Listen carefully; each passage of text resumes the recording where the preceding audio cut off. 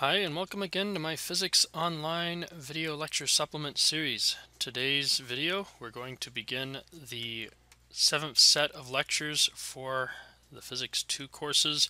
This is our first lecture covering the subject of magnetism. So, as a brief overview, we are going to be looking at magnetism as such over the next few lectures, and ultimately how it interplays with electricity and electrostatics.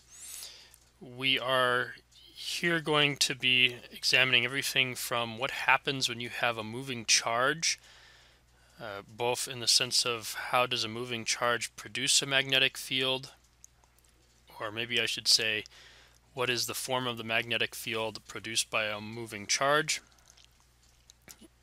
to how is it that a moving charge is actually affected by a magnetic field? What's the force between the magnetic field and the moving charge? And finally, if you change a magnetic field, you can get an electric field. If you change an electric field, you can get a magnetic field for that matter. And so over the course of the next few lectures, we'll be examining some of these things. And it's worth stating once again here that ultimately a magnetic field has its source in the motion of an electrical charge or a set of electrical charges. So the origin, or maybe I should say source, of a magnetic field is electric current. The first thing that we're going to do is look at what happens when you have a charged particle moving in a magnetic field.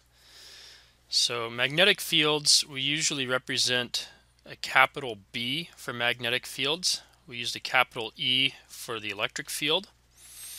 And basically, magnetic fields get associated with charges which are in motion. It is possible to make a sort of permanent magnet, and we'll maybe discuss that very briefly.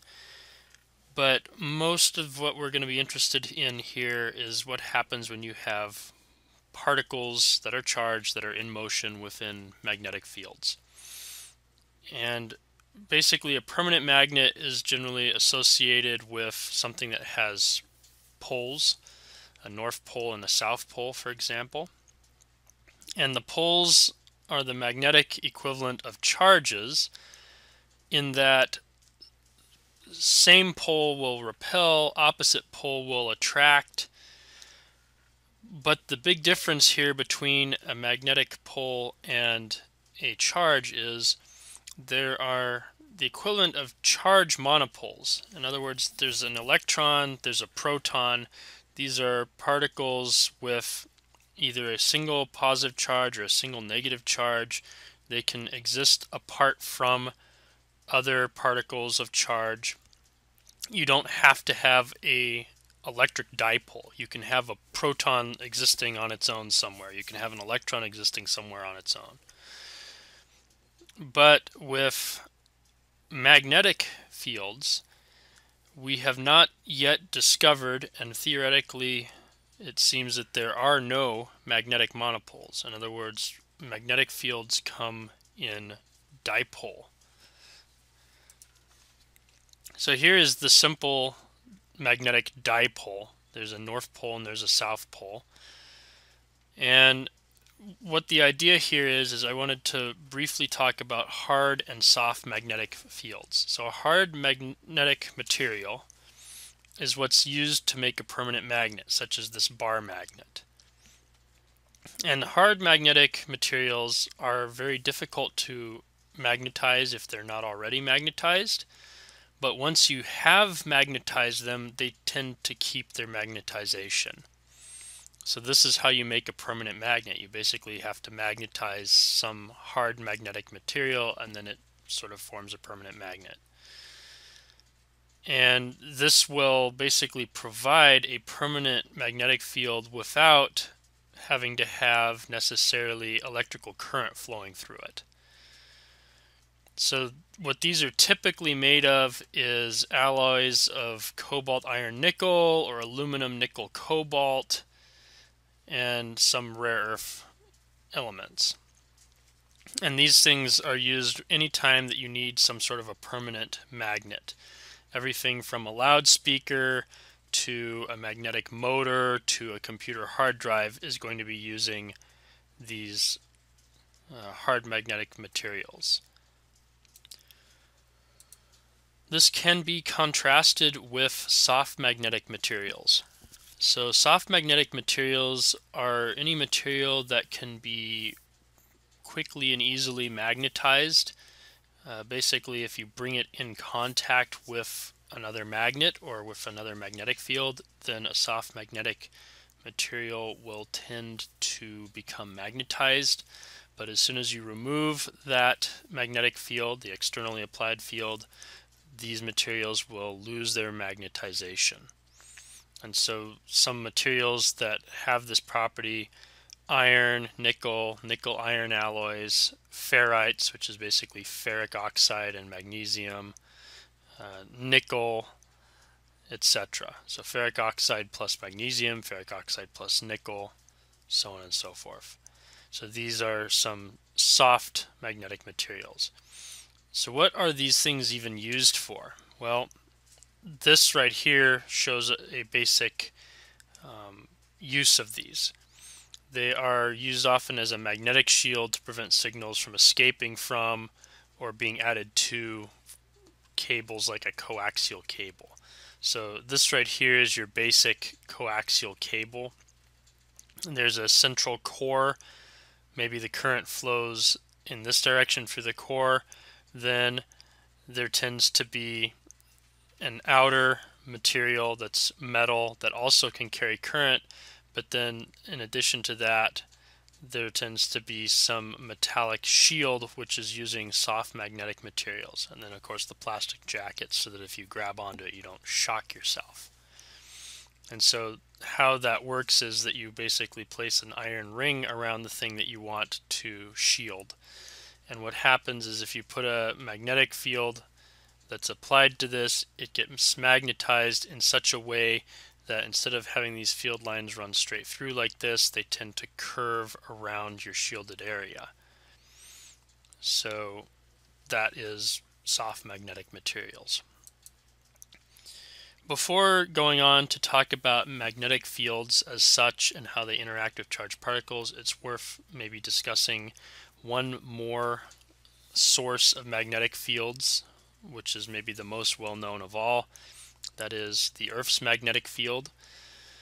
And the Earth's magnetic field is actually rather similar to the field that's generated by a bar magnet. If we roll up a couple slides to the bar magnet, here is our bar magnet. Magnetic field lines come out of the north side, they go into the south side. This is a two-dimensional field projection from this. Of course, the actual fields are in 3 dimensions. The same thing happens with the Earth. It's worth noting here that magnetic south is towards our polar north, our geographic north, I should say, and magnetic north is actually towards our geographic south.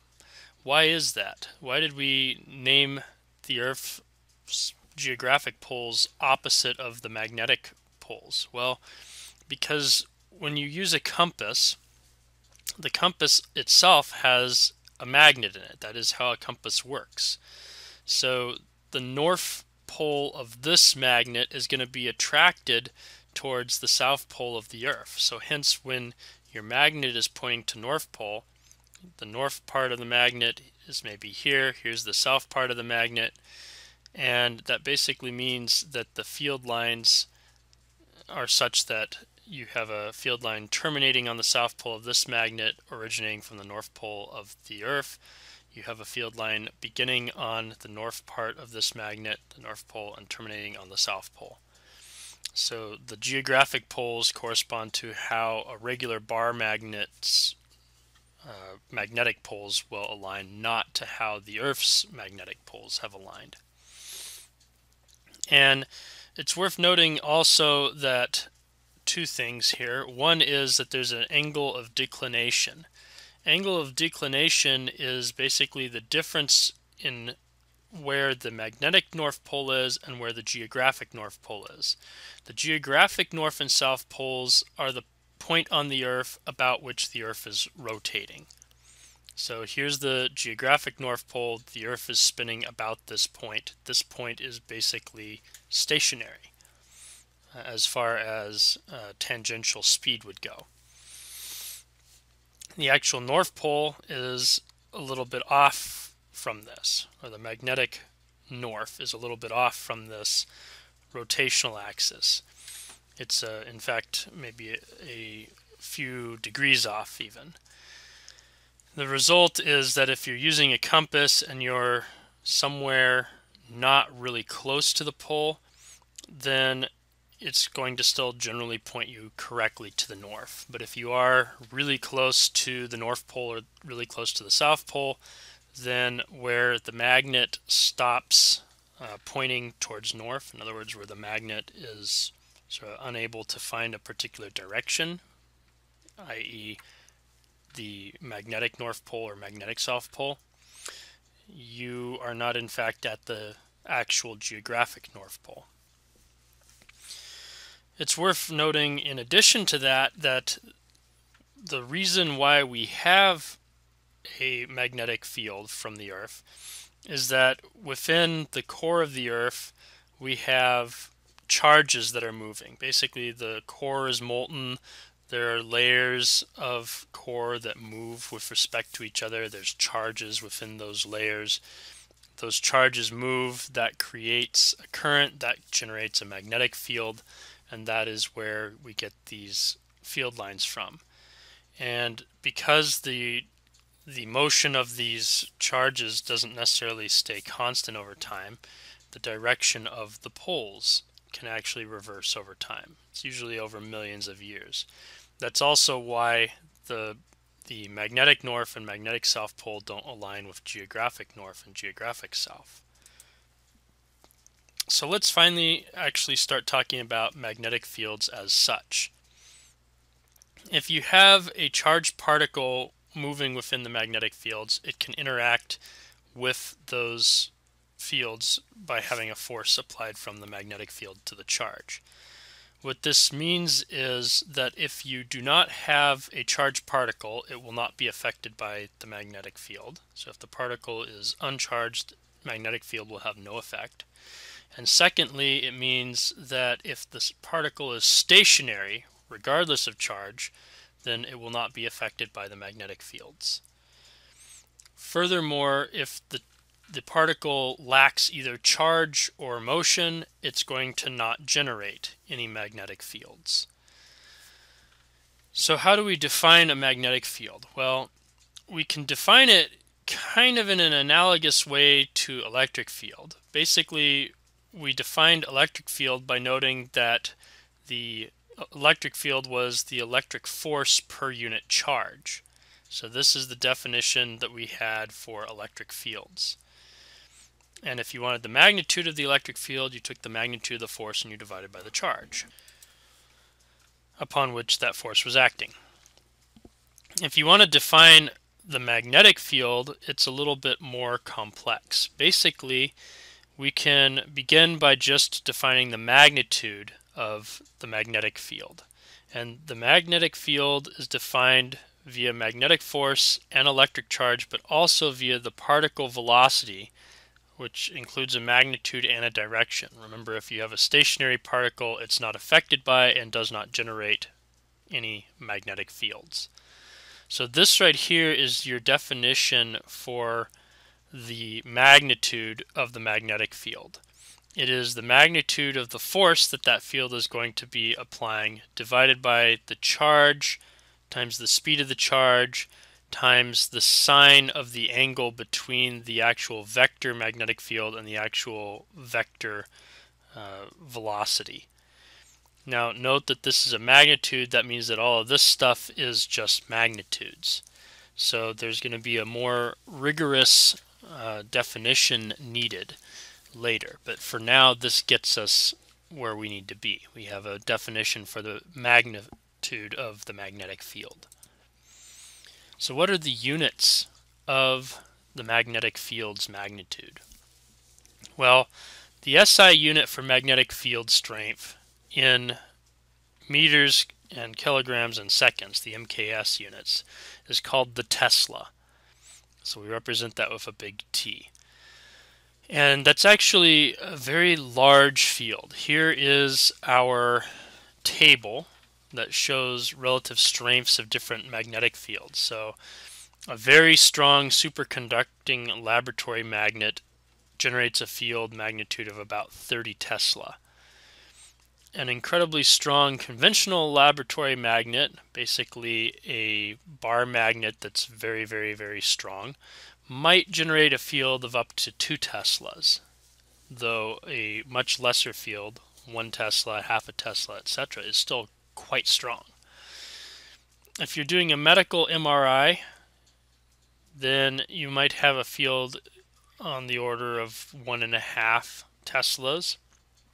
A simple bar magnet that you've positioned like what you'd play with as a kid, a very well-made one, might be 0.1 Tesla, which is also the magnetic field strength at the surface of the Sun.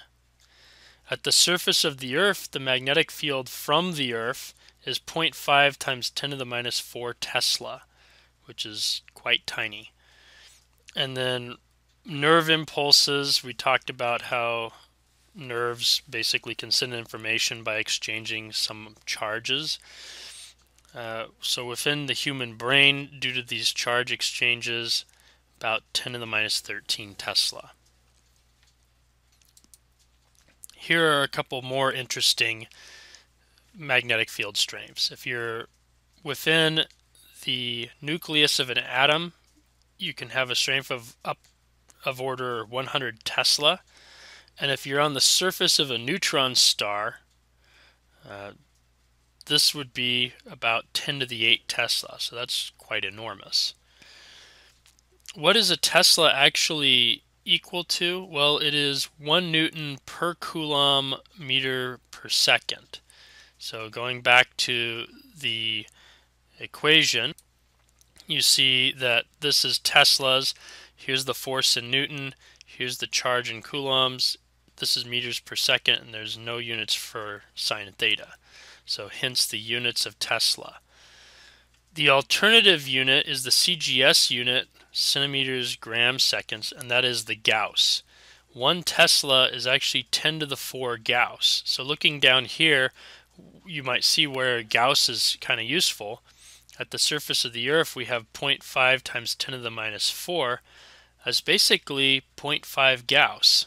So the magnetic field strength near the surface of the Earth is about 0.5 Gauss. So let's talk a little more about magnetic force here. The magnetic force exerted on a moving charge is actually given by Q times V cross B, where these are vectors V and B. So this is charge, this is the vector V, this is the vector B. This is the vector of the force from the magnetic field. So you can see that if we just wanted the magnitude, remember that the magnitude of a cross product is the magnitude of the first vector, which would be QV, the charge times the speed, times the magnitude of the second vector, that would be the magnetic field strength B, times the sine of the angle between the two. And it's worth noting again that with a cross product, you generate a vector which is perpendicular to both of the vectors within the cross product. So here's a rough diagram of that. If you have a positively charged particle, it's moving in this direction, hence the V vector, and the magnetic field is in this direction, then the force that is acting upon this particle due to this field is up. So if these two are within this XY plane, then F must be along the Z-axis. It's pointing up out of the plane that these two are in. And furthermore, you can see that if the angle theta is 0, in other words, if the B field is in the same direction that the particle is moving, or if it's 180 degrees, in other words, they're in exactly opposite directions. They're along the same line but pointing in opposite directions. In either of those cases, the force will be 0 because sine of 0 is 0, sine of 180 degrees is 0. And similarly, this thing is maximized, the force is maximized, if B and V are perpendicular to each other. That means that theta is either 90 degrees or 270 degrees, and so sine of theta is either 1 or minus 1. Furthermore, opposite charges experience opposite forces from the magnetic field. So if this was a negatively charged particle rather than a positively charged particle, this force would be along the same line as it is now, but pointing downward. So basically in the negative z direction. Alright, let's take a look at a couple of short examples. You have an electron which is moving at a speed of 0.5 c, and it's traveling perpendicularly to a magnetic field. So if I was going to draw this motion, maybe I would have something like the electron is right here. It's moving in this direction. V is 0.50 c, and then it's moving through a magnetic field which is perpendicular to the motion of the electron. So something like this for our magnetic field, and the magnetic field is given as having a strength of B equals 45 Gauss. So the question is, what is the total force that is acting upon this electron? So recall that c is the speed of light, so that would be 2.9979, I think 458 times 10 to the 8 meters per second. B is given here as 45 Gauss, so that is equal to 4.5 times 10 to the minus 3 Tesla. And the charge is a charge for an electron. So you should know that the charge of an electron is 1.60 times 10 to the minus 19 coulombs. So if I want to find what the force is, I can find the magnitude of the force using QE V B sine theta. Since these guys are perpendicular, theta is 90 degrees. So this force is basically going to be 1.60 times 10 to the minus 19 coulombs times 0.50 times 2.9979 times 10 to the 8 meters per second times 4.5 by 10 to the minus 3 Tesla times sine of 90 degrees. So the magnitude of our force in this case is approximately 1.079, so 1.08 times 10 to the minus 13 newtons. And the follow-up question on here was, what happens if we replace this direction at 90 degrees? What if the particle instead is moving at an angle of, say, 30 degrees with respect to the field? So if this is 30 degrees instead, maybe we can change that. We'll call it 30 degrees with respect to the magnetic field. The thing that changes here is that your theta is now 30. So you have a sine of 30. Sine of 30, by the way, is a half. So if we divide this number that we have by 2, then we get what the actual force will be. And so the force is approximately 5.40 times 10 to the minus 14 newtons. So that's what happens if we change the angle. you'll notice that I only found magnitudes in that previous example, despite giving a force in terms of a cross product, meaning the force is a vector, as all forces are, has a magnitude and direction. So here is the set of rules that you use for figuring out what direction they're going to be in. The rule that you use is what's called the right-hand rule.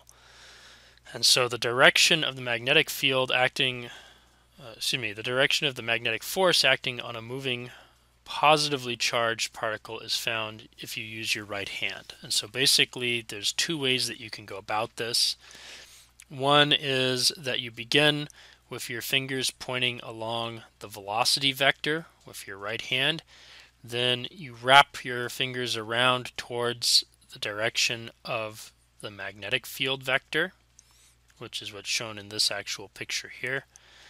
And so if you do that, then your thumb on your right hand should be pointing in the direction of the force acting on the positively charged particle.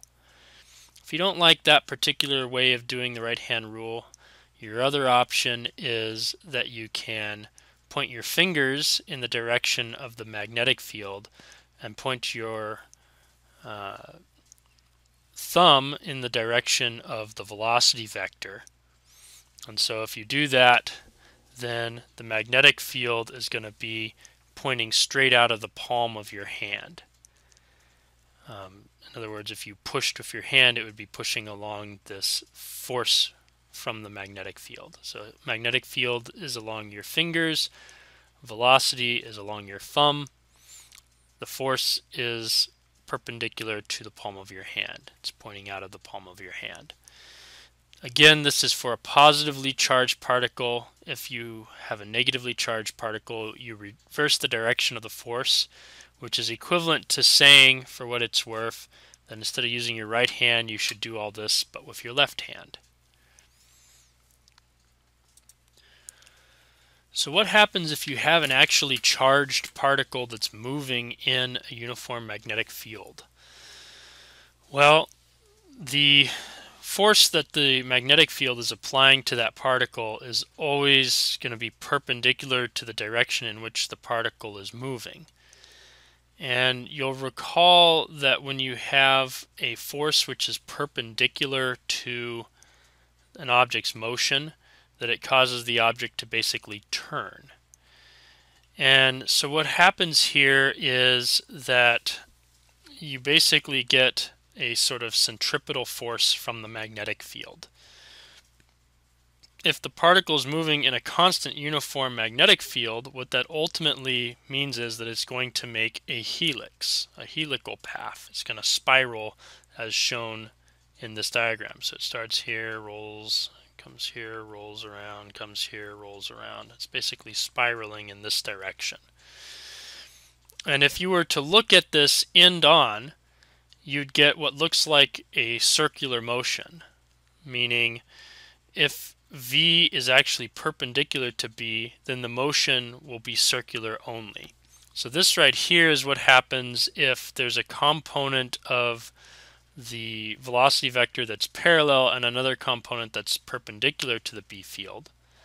If the velocity vector is entirely parallel to the B field, then there's no force and the particle just moves in a straight line. If it is entirely perpendicular to the B field, then it's going to tend to make ultimately a circular looking orbit. And so we can actually look at that motion of a charged particle in a uniform magnetic field, the circular component of the motion. So this is the component of that helical path looked at end on is going to be a circle. And if the magnetic field is perfectly perpendicular to the velocity vector, then you're going to get some sort of a circular motion as a result.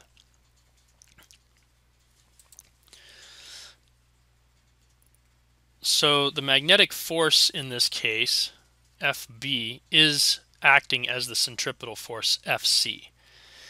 Recall that centripetal force is given by mass times centripetal acceleration, and that centripetal acceleration is speed squared divided by radius of the circle. So Fc is going to be mv squared over r. Recall further that the magnitude of the magnetic force is q times v times b times sine of theta, but of course we're treating the part of the velocity which is perpendicular to the magnetic field anyway, so that sine of theta is in fact 1. So you get qvb. Therefore, if you want to have the particle make a perfect circle within this magnetic field, you need to have the circle's radius be m times v divided by q times b. That just comes from a substitution of these equations into each other.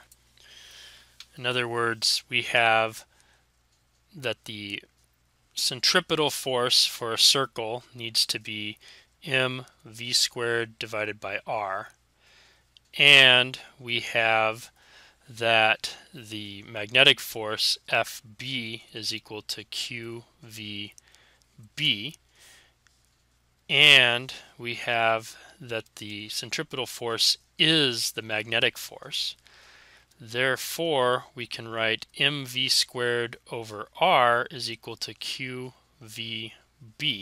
So if we want to solve for the radius of the circle, we need to move this guy over here and then move these guys over to here. And so what you end up with is r is equal to mv squared divided by qvb. And so that's mv over qb, hence that equation. Furthermore, because this thing is moving around in a circle, the motion is in fact periodic. Over some period of time it will complete one whole revolution of the circle. So therefore we can find the period for this, which is 2 pi over omega. And so let's see how we would get this equation. It says 2 pi m over qb. The implication, incidentally, is that omega, the angular frequency, is qb over m.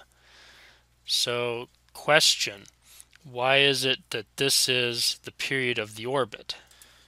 A rephrasing of that same question would be, show that the period is 2 pi m over qb.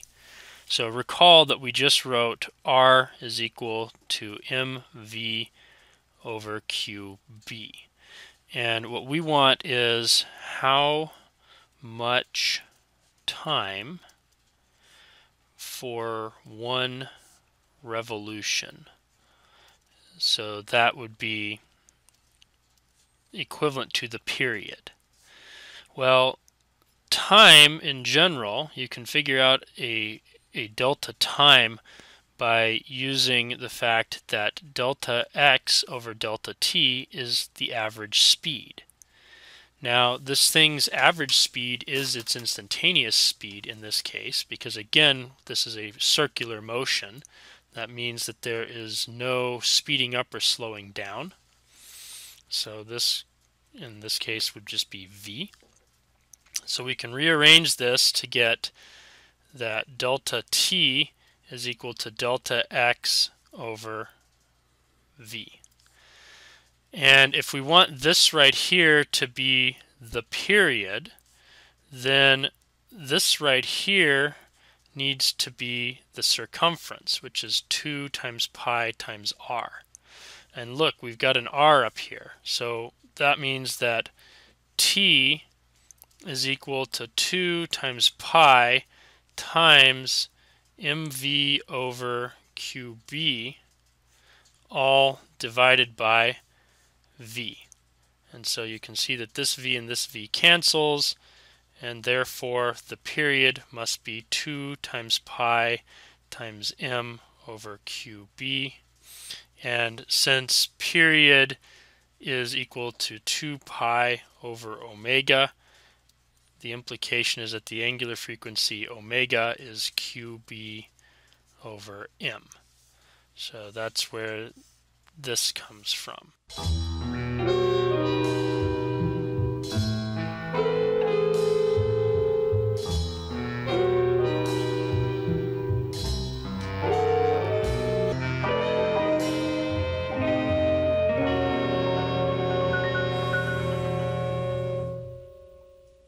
Our discussion so far has largely consisted of the motion of a particle in a uniform magnetic field.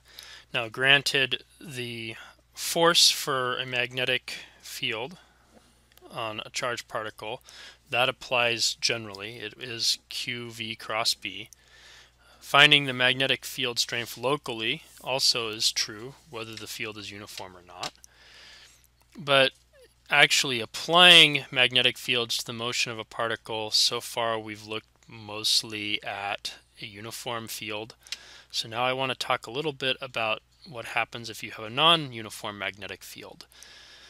And the discussion on non-uniform magnetic fields is going to be not as mathematically rigorous. If you want a more mathematically rigorous treatment, I'd recommend maybe taking a more advanced course on electromagnetism. The main thing that I wanted to mention is what's called magnetic mirrors.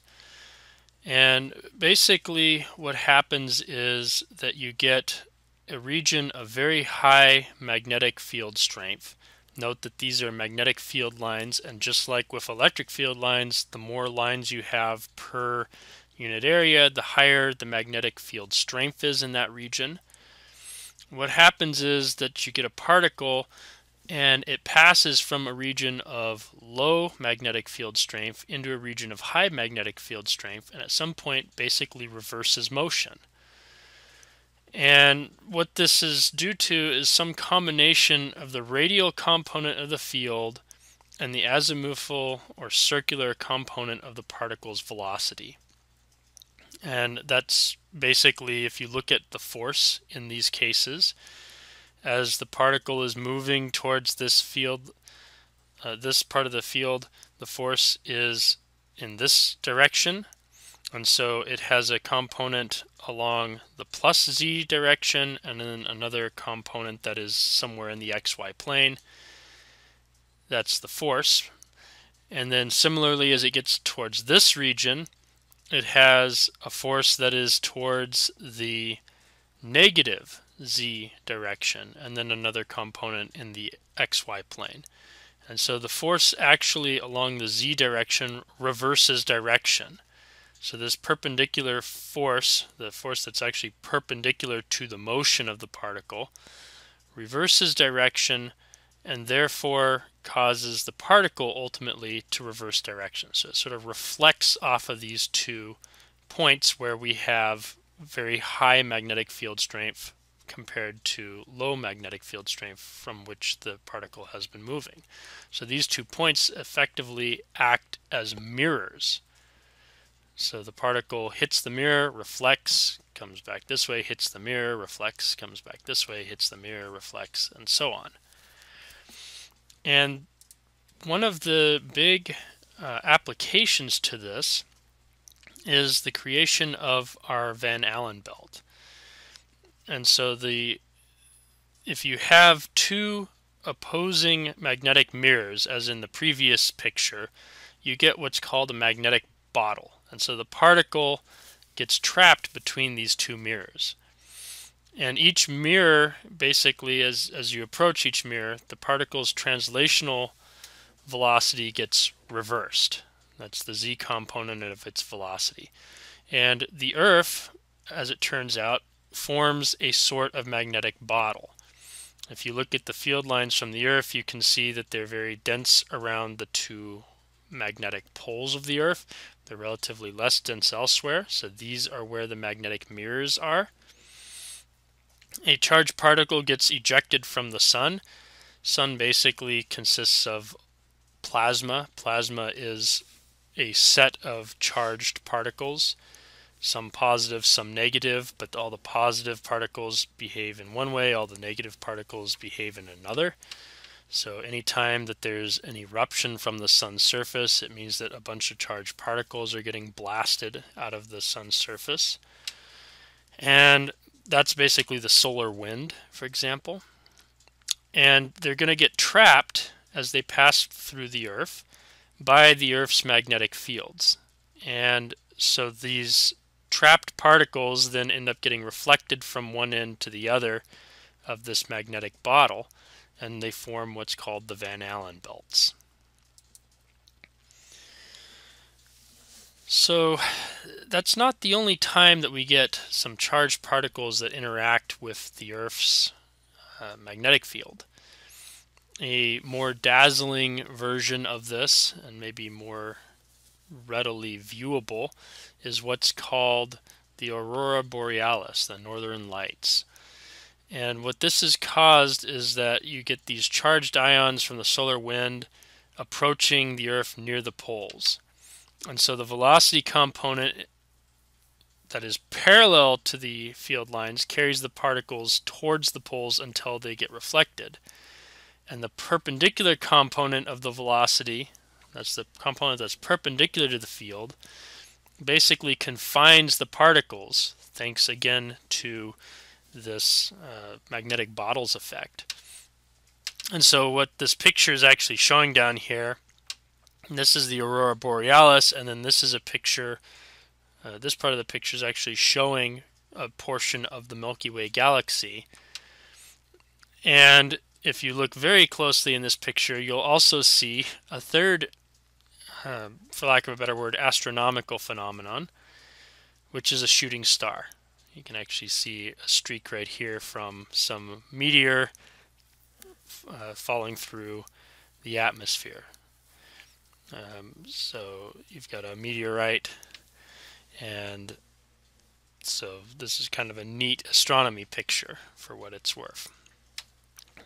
In any case, what happens with the Aurora Borealis is that these ions get concentrated very strongly near the poles.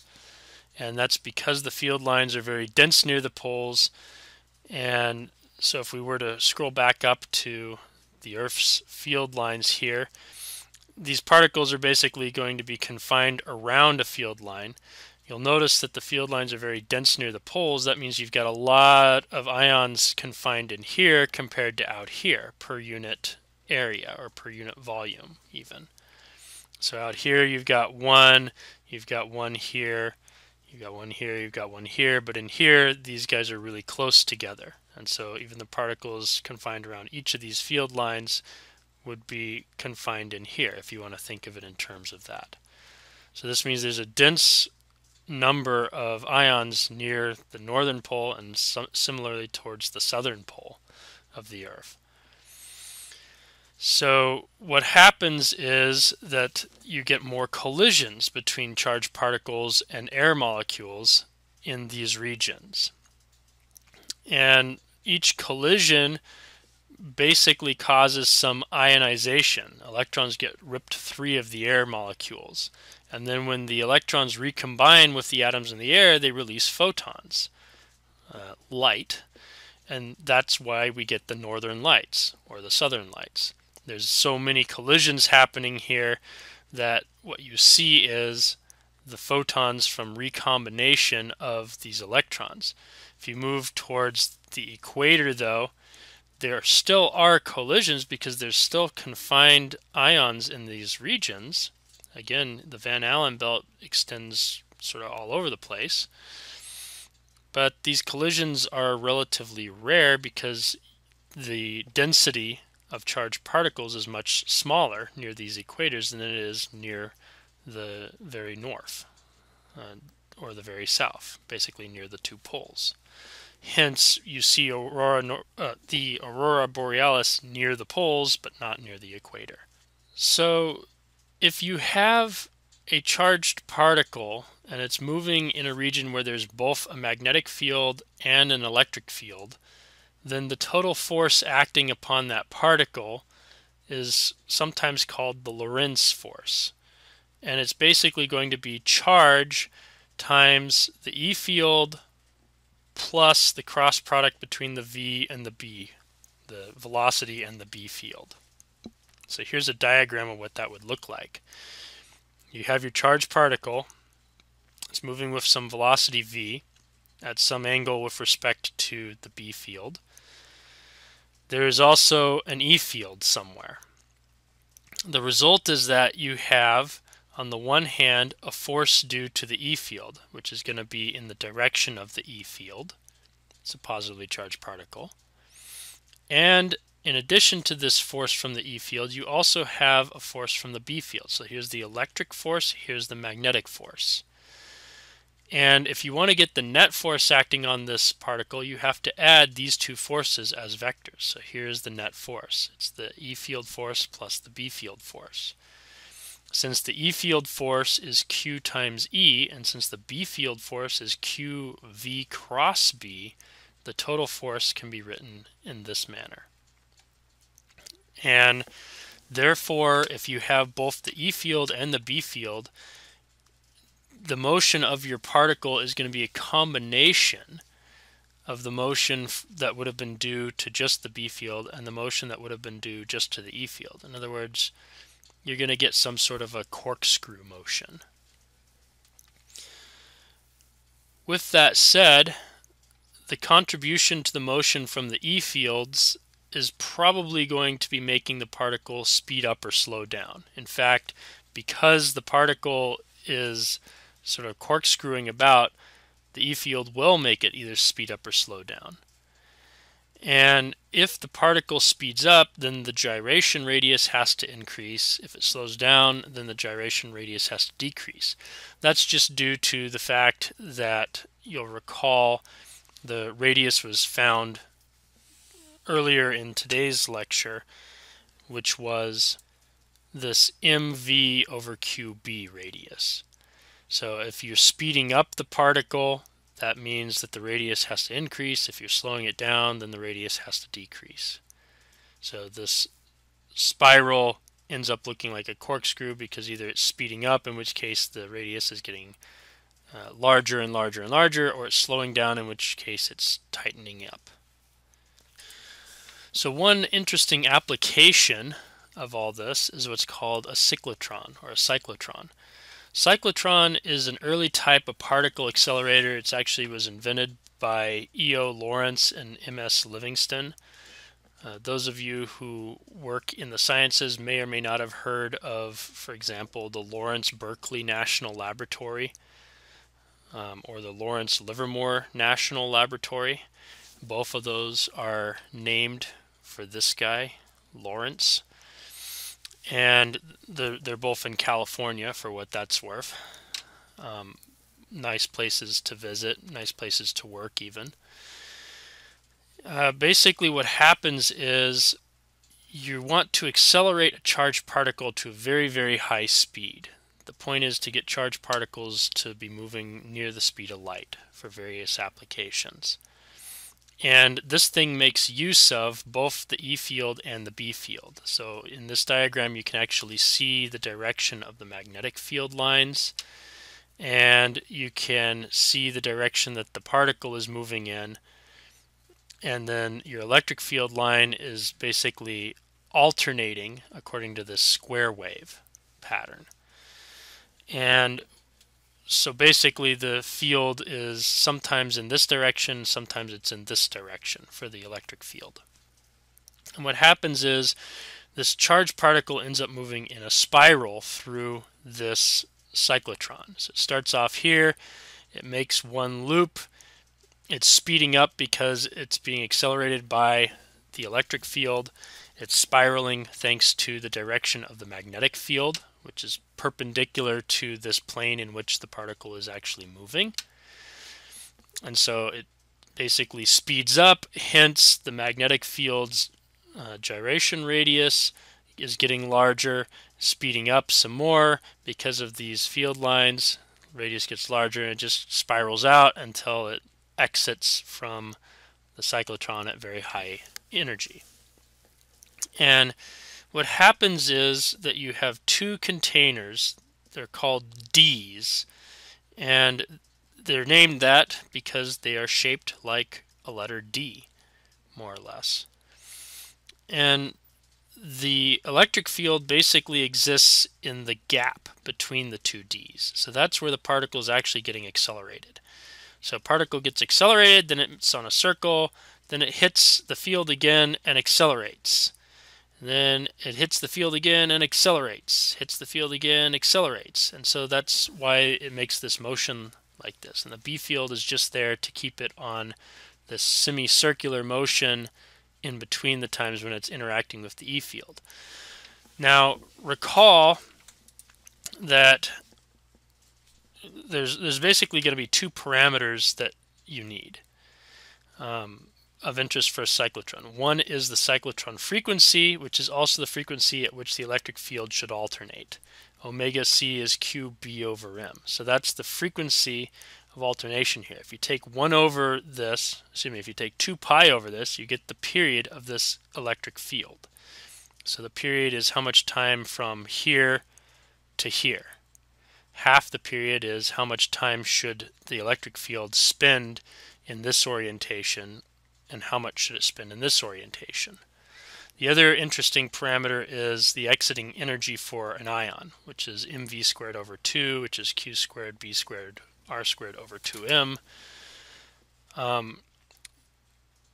Recall though, this right here, omega c is qb over m. You've already actually seen that equation earlier in this lecture. Namely, we talked about the motion of a charged particle in a uniform magnetic field, and that it has a circular component. Well, we're back to uniform magnetic fields because the field inside of a cyclotron is actually uniform. Period was given by 2 pi m over qb, but that's also 2 pi over omega. That means that omega is qb over m. That was what we derived earlier. So sure enough, the cyclotron frequency is in fact the frequency that we earlier derived, the frequency for the motion of a charged particle in a uniform magnetic field. So this thing is in fact using just a simple uniform magnetic field. Here the side view is basically showing how you get that uniform magnetic field. You basically have the equivalent of a North Pole magnet, the equivalent of a South Pole magnet, and then you do the same thing down here, North Pole and South Pole. So within the D's there is a magnetic field, in between the D's there is no magnetic field.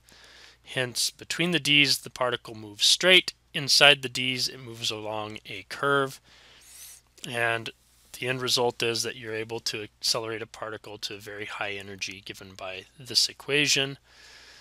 And so this is q squared b squared r squared over 2m.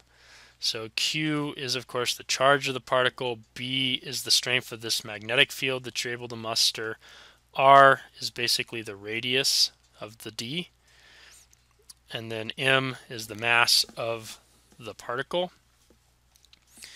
And what these things are used for is basically they're used a lot in hospitals these days, and they produce radioactive substances for diagnosis, for treatment, if you want to do like radiation therapy, that kind of thing.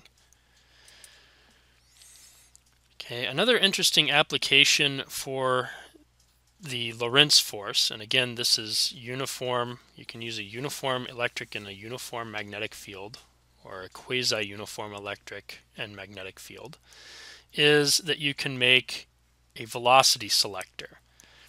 So a velocity selector, you basically make the electric field and the magnetic field perpendicular to each other. So this thing is showing a magnetic field that is pointing into the screen, showing an electric field that points from left to right. So this is like a pair of parallel conducting plates. Here's your uniform E field, here's your uniform B field. You have a source, you shoot particles through a slit, particles coming from this source, they're charged, they move through this slit, and the E field basically starts pushing the particle to the left. So, the E field is pushing the particle to the right. So this is the force from the E field. E is to the right, the particle is positively charged, therefore particle wants to move to the right from this E field. B is into the page and V is in the upward direction. So if you take V cross B, you get a force pointing to the left. So if you have Q times B, excuse me, Q, the charge, times V, the velocity, crossed with B, the magnetic field, you get the force from the magnetic field.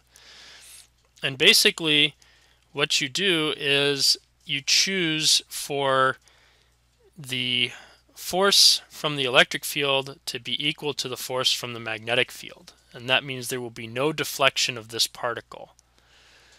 And if there is no deflection from this particle, that means you could put, for example, another slit up here, and only the particles at this desired speed will make it through. So you adjust the E field and or the B field to choose the speed that you want. V needs to be E over B. So if you wanted a speed of whatever, 1 meter per second, then you need to have E over B equal 1 meter per second. So that would happen if, for example, the E field is 1 Newton per Coulomb, and the B field is given by something like 1 Tesla. So that's how you choose your velocity. There's a further application to this, though, which is that you can make a mass spectrometer. And so your velocity selector can be used not only to choose how fast a particle is going to be going as it exits from this whole system, but in fact can be used to, rather than choose a speed, measure the speed of the particles. And so you place your second pinhole at the end of this pair of parallel plates. That means there's no more electric field out here. There is, however, a magnetic field. And what happens is the particle passes through this pinhole and only has the force from the magnetic field, which basically, again, is perpendicular to the plane in which the particle is moving. It's a uniform magnetic field. The particle is not going to speed up or slow down. It's just going to move along a circular orbit. And then you have some detector array that maybe, for example, lights up when a particle collides with it.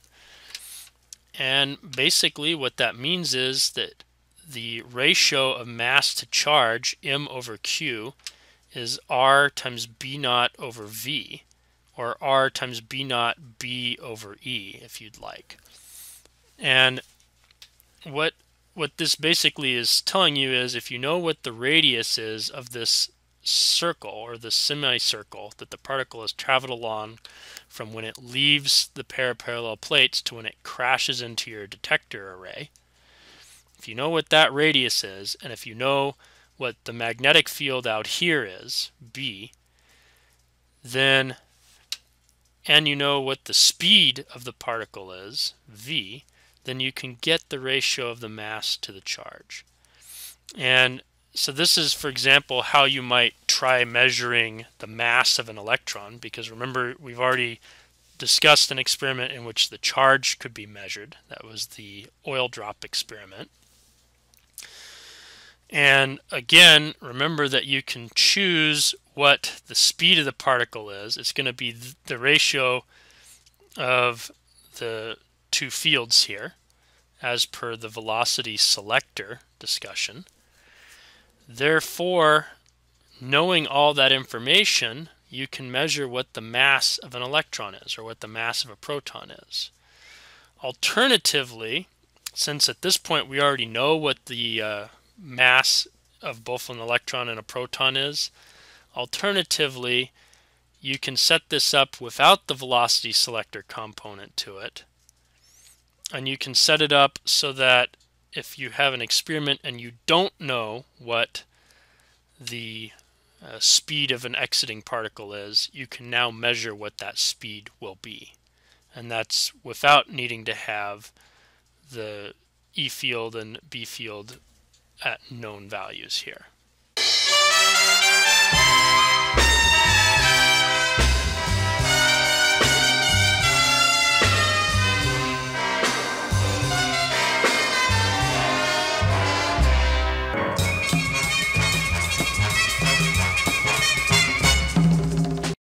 So I wanted to finish out this part of my lecture set by first of all working a longer example, and then second, of course, a final set of summary slides, and then roll the credits, if you will.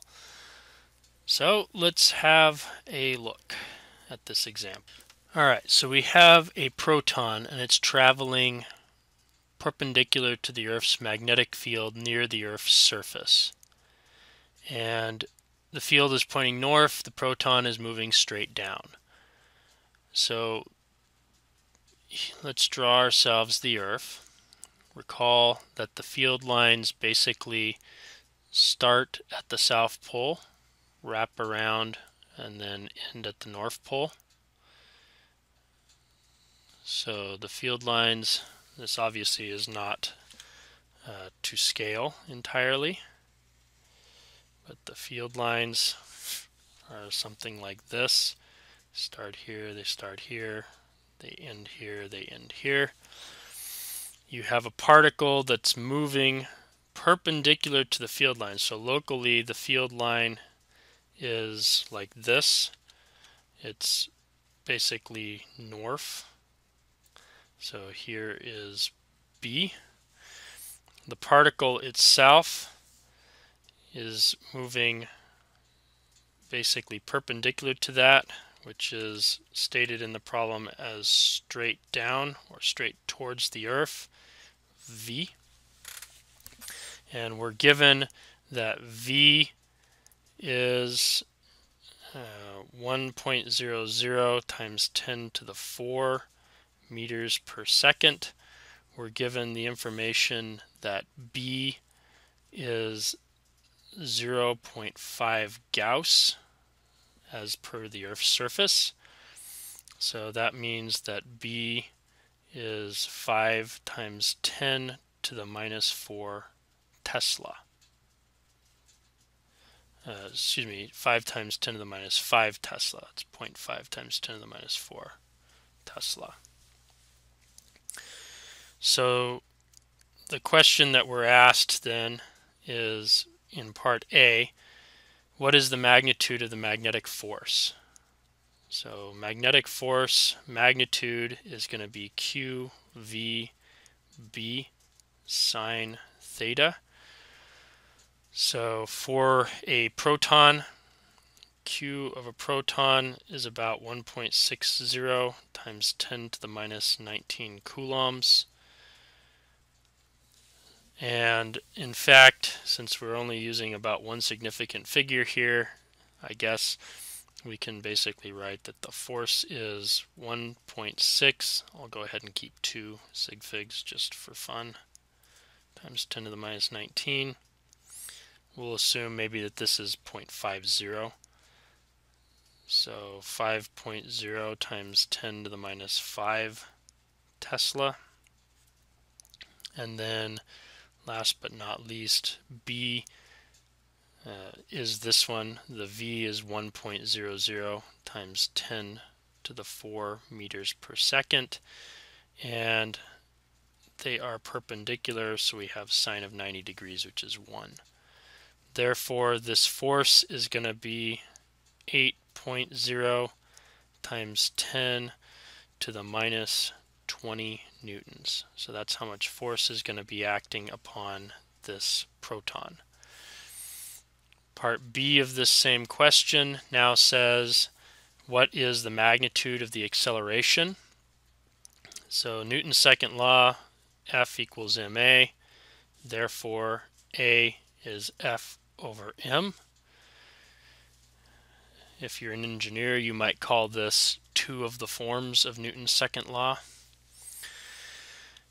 So in any case, A is F over m becomes 8.0 times 10 to the minus 20 newtons divided by the mass of a proton. Mass of a proton is about 1.67 times 10 to the minus 27 kilograms. You can look that up in the second set of my lectures, the first part of that set for Physics 2 lectures. So if you plug all that in, This means that A is going to be approximately equal to 4.7904, so that would be basically 4.8 times 10 to the plus 7 meters per second squared. Third part of the question, part C, what is the direction in which this force is acting? So now we have to look at these vectors. And the way that we look at these vectors is we notice that if we start off with our fingers pointing this way and we wrap them for our right hand so that they are pointing towards B, then the direction should be whatever direction our thumb points in. So when I hold my right hand like that, I see that my thumb is actually pointing out. So the direction would be represented by this. So what direction is that? Well, east, basically. So acts to the east. And you can tell that that's east because this right here is the geographic north. This is the geographic south. This red arrow represents straight down towards the center of the Earth, not west. And so, therefore, what's perpendicular to north and perpendicular to down? Well, east or west. And poking out of the page would be east, poking in would be west. Part D then asks, what changes in your answers if the particle is an electron instead? So maybe I should actually alter this one like this. So what is different if you have an electron? Well, for starters, the direction here is going to change. So force acts to the west. And the magnitude of the force is unchanged. F is unchanged. A, however, will be changed because now we have 8.0 times 10 to the minus 20 newtons divided by 9.11 times 10 to the minus 31 kilograms, because that is the mass of an electron. So that means that the total acceleration now is going to be somewhat larger than what it was before. Now the acceleration will have a magnitude A equals 8.781, so 8.8 times 10 to the plus 10. So about 3 orders of magnitude more than what we had here, meters per second squared. So the two things that really changed by flipping the sign, flipping from a proton to an electron are the charge sign changed, therefore the direction will change from east to west, but the mass also changed, so the acceleration will change from 4.8 times 10 to the 7 to 8.8 times 10 to the 10. I wanted to look at a second example, and this one is more of interest to those of you who have done a bit of calculus and therefore are a little more comfortable with the vector notation, the I hat, j hat, k hat notation, which my software somehow manages to render I hat as having a dot on the I and a hat, and ditto for the j. That silly aside, let's try this example. So you have a proton. We have an initial velocity given by this vector. We have a uniform electric field, which is given by this vector, and we have in the same region a uniform magnetic field given by this vector. And so the question is, what is the force on the proton from electric field, from magnetic field, and in total? And also, what is the proton's initial magnitude of acceleration? All right, so part A, we just want to know what is the electric field's force. Well, that should be Q times E. So that gives us basically for a proton, it's 1.60 times 10 to the negative 19 coulombs multiplied by the electric field strength, which was 3.00 times 10 to the 5th Newton per Coulomb in the I hat direction, plus negative 2.00 times 10 to the 5th newtons per coulomb in the j hat direction. So we just multiply these numbers and we come out with that the electric field force should be given by 4.80 times 10 to the minus 14 newtons in the I hat direction, and 3.20 times 10 to the minus 14 newtons in the j hat direction. So this right here represents the total force due to just the electric field. Okay, part B is asking about the force on the proton due to the magnetic field. So F sub B is equal to Q times V cross B. And B is given to us in Gauss. So the B field strength was given as negative 30 Gauss in the I hat direction, plus 50 Gauss in the j hat direction, minus 10 Gauss in the k hat direction. So we should probably go ahead and convert that over to Tesla. So this is therefore equal to negative 3.0 times 10 to the minus 3 Tesla in the I hat direction, plus 5.0 times 10 to the minus 3 Tesla in the j hat direction, minus 1.0 times 10 to the minus 3 Tesla in the k hat direction. Alright, so now what we might want to do is multiply Q times V, because that's also going to be one of our vectors, and so Q again is 1.60 times 10 to the minus 19.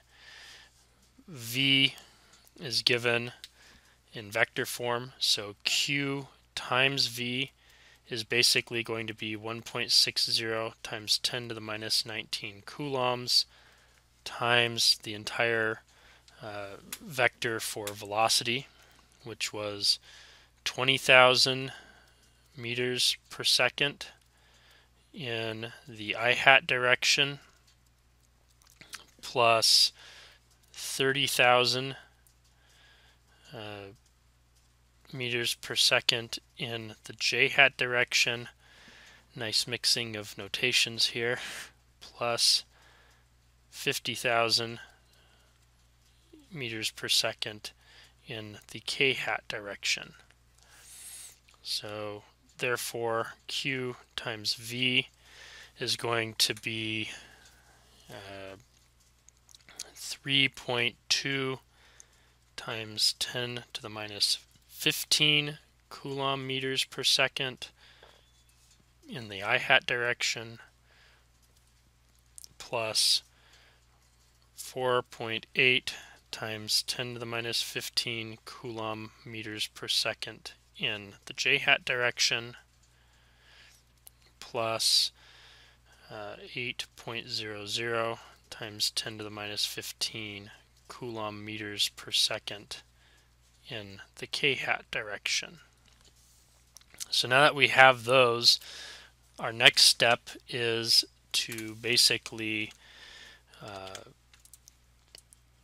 go ahead and do the cross product. So let's pull some more workspace here. Our cross product basically is helpful to do a determinant of sorts.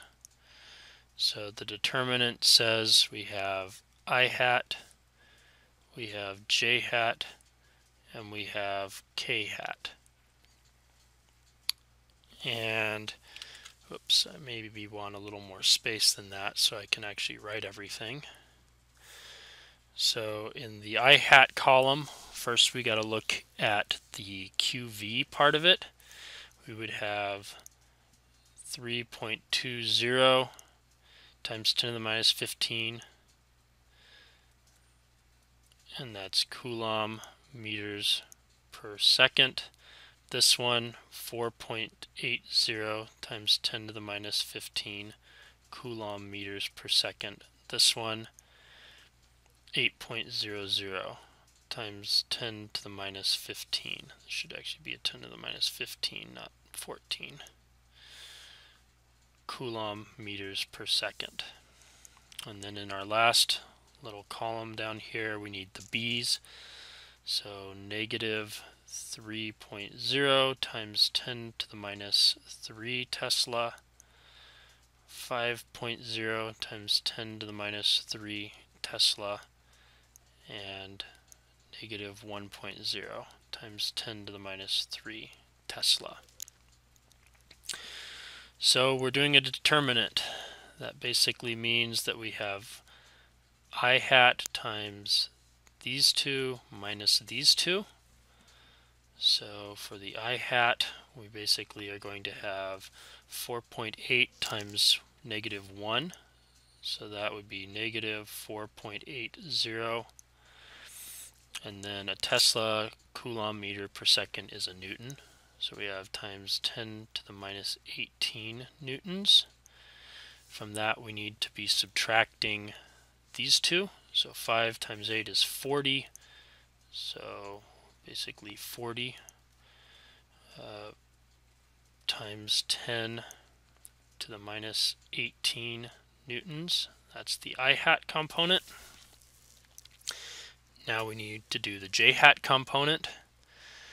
So J hat component, basically we go this times this. So negative 24.00 times 10 to the minus 18 Newton minus, let's see, so we just did this one, so the other option is minus this times this, so that is a plus 3.2 times 10 to the minus 18 Newton. That's in the J hat direction. And then for the K hat direction, basically adding these guys, we have K hat times these two minus K hat times these two. So this times this, see here, 5 times 3.2 should get us something like 16.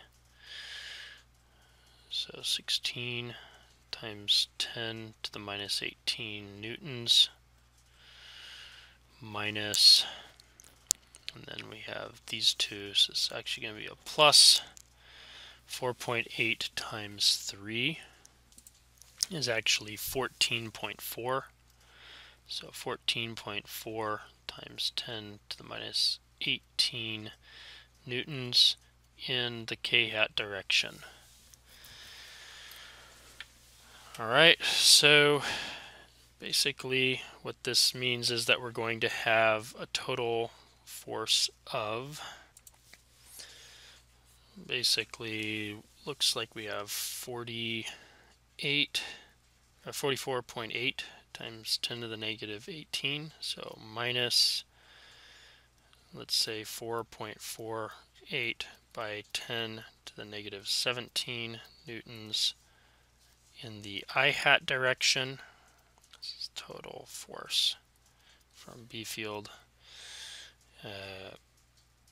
minus another 24 minus 3.2, so we'll go 2.08 times 10 to the minus 17 newtons J hat, and then plus 3.4 times 10 to the negative 17 newtons in the K hat direction. Okay, so now we have both the magnetic and the electric forces. Part C is what is the Lorentz force on this proton. So we basically need to add this plus this. So 4.8 times 10 to the minus 14 is the same thing as 4,800 times 10 to the minus 17 newtons. And this would be 3,200 times 10 to the minus 17 newtons. So basically we need to add, and we can do that. Get myself a little more space down here. So we're going plus 4,800 and plus 3,200 and plus 0. So if we want to find the total Lorentz force, this obviously is going to look like 4,700, and basically with significant figures and everything, it's basically going to look like 4,700 and maybe 95 times 10 to the minus 17 newtons in the I hat. And then from that we're subtracting another 3,198 times 10 to the minus 17 newtons in the J hat. And to that we have 3.4 times 10 to the minus 17 newtons in the K hat. So this is what the total force is going to be equal to. So the last part of this asks what's the initial magnitude of the acceleration. So A equals F over m. So that is the square root of the Lorentz force dotted with itself over m. So for a proton again, m is 1.67 times 10 to the minus 27. We need to basically square each of these terms and then add them together and then take a square root. So F dot L dotted with F sub L is going to be 4,795 newtons squared plus 3,198 newtons squared plus 3.4 newtons squared, and then all of that times 10 to the negative 17 squared, which would be 10 to the minus 34. So F sub L dot F sub L is going to be, let's go ahead and start squaring these things. 4,795 squared is going to be 22,992,025. So 2.30 times 10 to the 6th. Okay, the next one, 3,198 squared is going to be 10,227,204. So this should be 10 to the 7.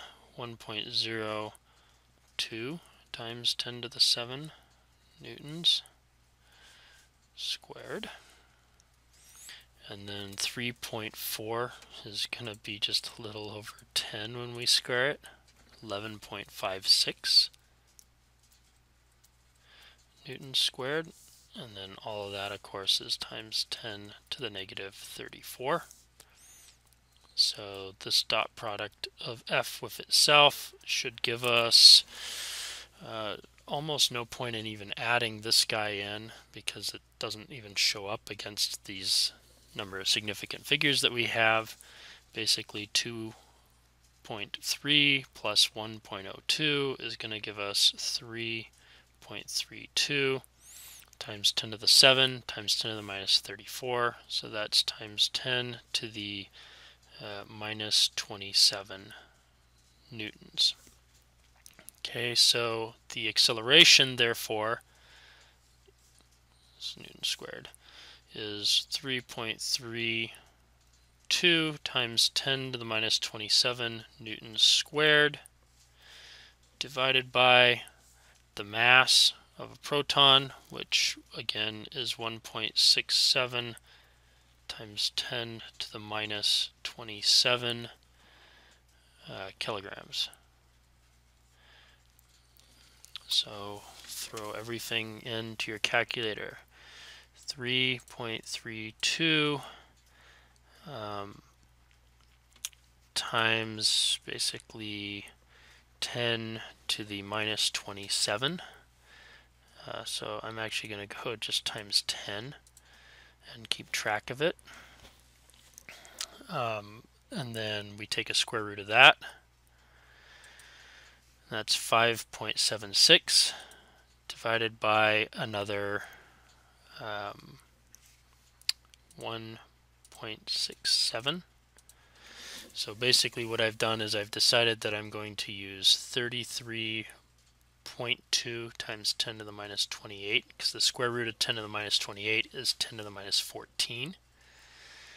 So collectively what this should give us is 3.45 times 10 to the, again, this is square root of this is minus 14.